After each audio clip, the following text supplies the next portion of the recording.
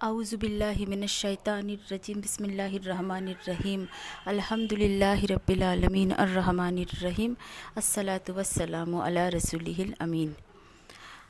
ہم اگر دیکھیں قرآن الکریم میں تو یہ دیکھیے، یہ تو اللہ سبحانہ و تعالیٰ کی طرف سے ہمیں ایک رحمت ہے، اللہ کی دی ہوئی نعمت ہے، اور یہ رسول پاک صلی اللہ علیہ وسلم کے ذریعے سے ہمیں ملی ہے۔ تو قرآن الکریم کو کیا کرنا ہے؟ ہمیں قرآن میں غور کرنا ہے نا۔ تو اللہ سبحانہ و تعالیٰ فرماتے ہیں کہ تم کیا سیکھتے نہیں، تم کیا دیکھتے نہیں، تم کیا غور نہیں کرتے؟ تو ہمیں قرآن الکریم میں غور کرنا ہے۔ جب ہم قرآن الکریم میں غور کریں گے تو ہمیں 25 انبیاء کی بات ملتی ہے، جو مختصر طریقوں میں جگہ جگہ پر سورہ میں بات کہ اللہ سبحانہ و تعالیٰ ان باتوں کو ہمارے سامنے پیش کرتی ہیں۔ تو ان کے انبیاءوں سے ہمیں سیکھنا ہے۔ جو 25 انبیاء ایسے تو اللہ سبحانہ و تعالیٰ فرماتی ہیں جو اور بھی میرے بندے دنیا میں آ گزرے، لیکن جن کو بتایا جا رہا ہے بے شک ہمیں انہی سے سیکھنا ہے نا۔ تو ہم دیکھیں گے تو انشاءاللہ ان انبیاءوں کے بارے میں ہم ایک ایک کے بارے میں انشاءاللہ بولیں گے۔ تو ابھی آج میں مختصر صرف تھوڑا کچھ بتا رہی ہوں۔ جیسے قرآن الکریم میں دیکھیے ہمیں 25 انبیاء کی بات ملتی ہے۔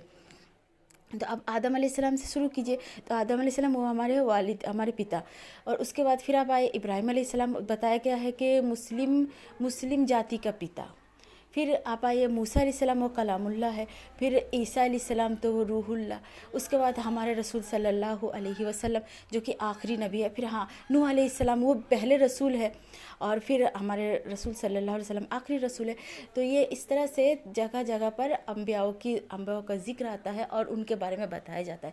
تو ہمیں اس بات کو سوچنا ہے کہ اللہ سبحانہ و تعالیٰ وہ انسان تھے، لیکن ان انسانوں میں ایسا کیا ہے جو اللہ سبحانہ و تعالیٰ ہم کو بتا رہی ہیں، اس لیے کہ ان سے ہمیں سیکھنا ہے۔ وہ اللہ کے وہ بندے ہیں جس سے کہ اللہ خوش ہوئے، اور اللہ تعالیٰ نے ہمیں دنیا میں بھیجا اسی لیے آزمانے کے لیے۔ تو اللہ سبحانہ و تعالیٰ کہہ رہے ہیں کہ ہم تم کو بھی آزمائیں گے، بنا آزمائش کے کسی کو چھوڑا نہیں جائے گا۔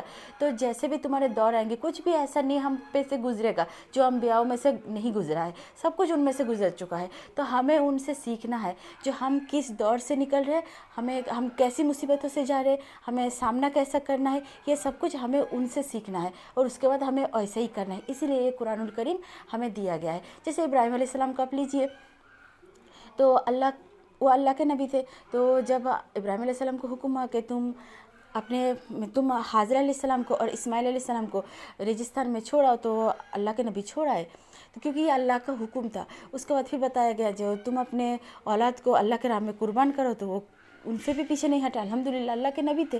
تو ہم عام لوگ ہیں، ہم امت ہے، تو ہمارے ساتھ ایسے مسئلے نہیں آئیں گے، لیکن چھوٹے طریقوں میں جو کچھ بھی آئے گا تو ہمیں اس میں صبر اختیار کرنا ہے۔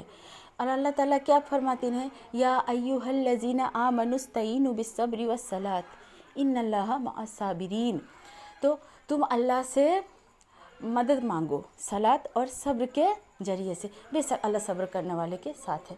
تو ہمیں کیا ہے؟ ہمیں صبر اختیار کرنا ہے۔ جب ہم دیکھیں یوسف علیہ السلام کو دیکھیں تو انہیں کنویں میں پھینکا گیا، پھر انہیں اللہ سبحانہ تعالیٰ کیا فرماتی ہیں اس وقت کہ میں نے اپنے بندے کو یوسف کو بتا دیا کہ جب وہ لوگ تمہیں نہ پہچانا تمہارے بھائی، تم اس وقت کا بات بتا دینا، تو اسی وقت ان پر وحی آئی۔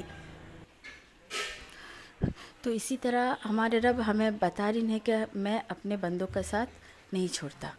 تو آج اتنا ہی، اللہ ہمیں توفیق عطا کرے۔ اللہ حافظ۔